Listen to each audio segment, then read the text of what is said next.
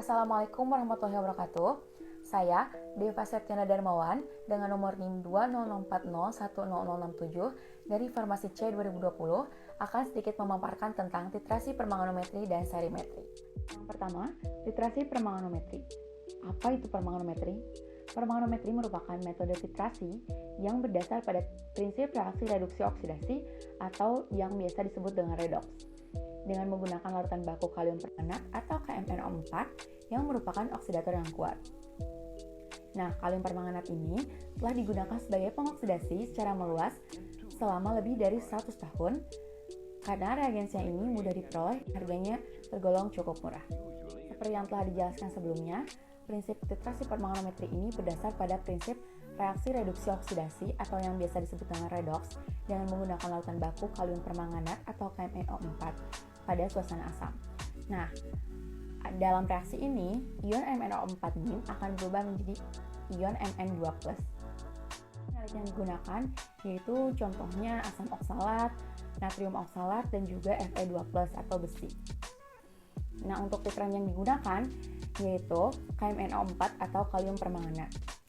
Nah, untuk indikator, pada titrasi permanganometri ini tidak membutuhkan indikator karena KMnO4 di sini merupakan oksidator yang kuat dan bersifat autoindikator. Ini cara penetapan kadarnya.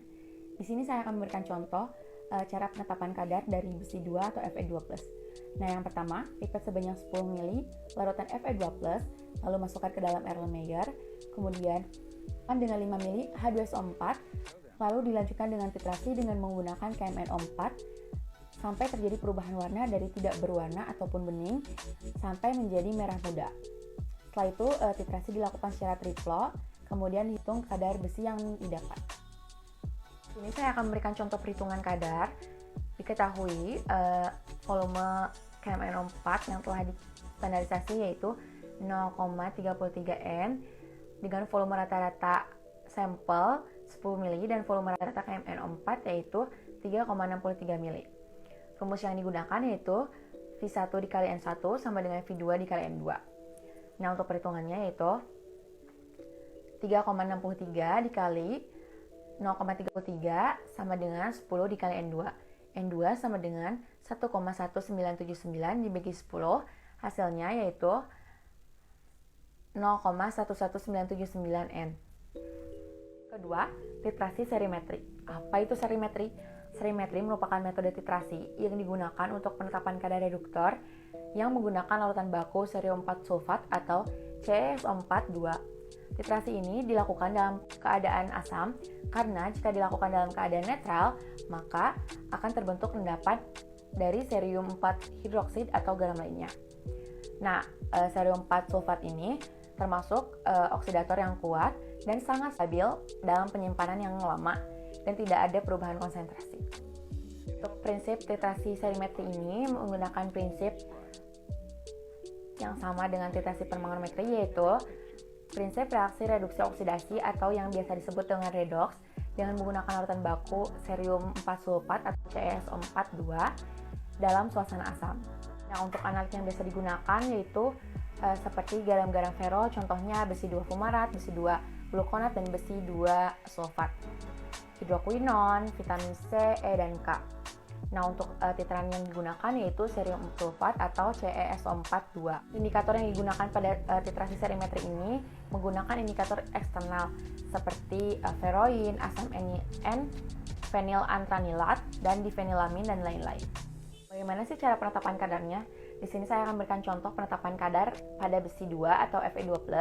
Yang pertama, pipet sebanyak 10 ml Fe2+ menggunakan pipet volume, kemudian masukkan ke dalam Erlenmeyer, lalu ditambahkan dengan indikator feroin 1 tetes, kemudian dititrasi dengan larutan baku cerium 4 sulfat atau CaSO4-2 sampai terjadi perubahan warna dari merah orange menjadi warna biru pucat. Kemudian titrasi dilakukan secara triplo dan kemudian dihitung kadar besinya. Dalam dunia farmasi ini, titrasi permanganometri dan serimetri sering digunakan untuk menentukan kadar suatu senyawa berdasarkan prinsip reaksi redox untuk pembuatan sediaan-sediaan obat. Misalnya untuk pembuatan kapsul, tablet, injeksi, ataupun menentukan kadar besi dalam tubuh dan cara mengobatinya. Contoh sediaan obatnya adalah sangobion, dan desabion. Namun, titrasi permanganometri ini lebih sering digunakan daripada serimetri. Karena apa?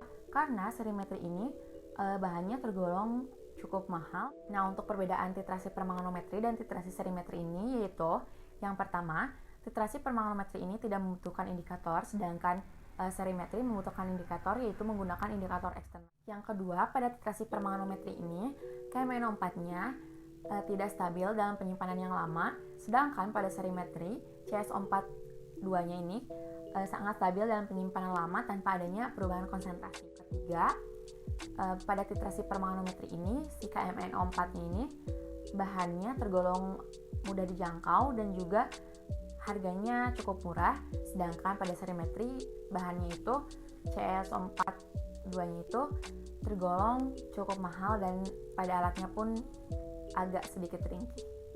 Pemaparan materi dari saya tentang titrasi permanganometri dan serimetri ini dicukupkan sekian.